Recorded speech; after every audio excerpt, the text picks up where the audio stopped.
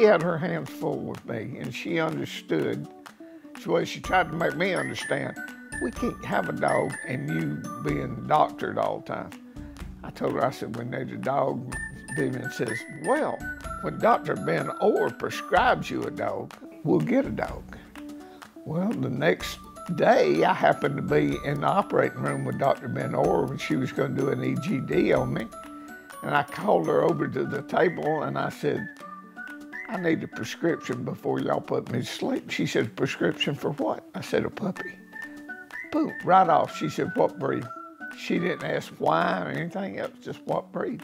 I said, it doesn't matter, Doc, just I want a puppy.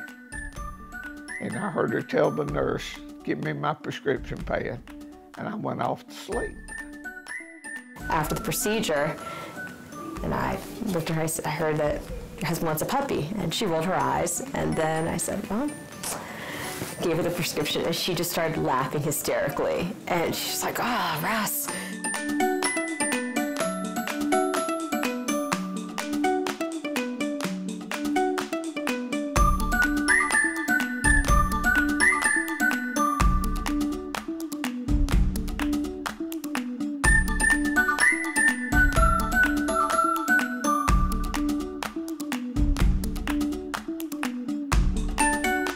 The doctor prescribes you a puppy. Is it a service dog? And we've had to tell her about, no, she's not a service dog. She's doing us a great service by living with us, but she's not a service dog. She is beautiful.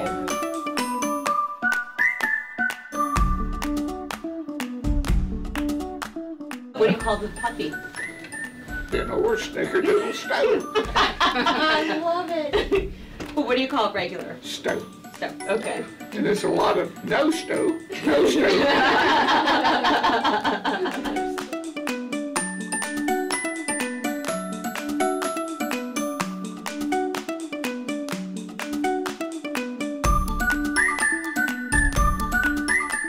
I love you, you know that. Appreciate everything you do. We need more doctors like her with a sense of humor.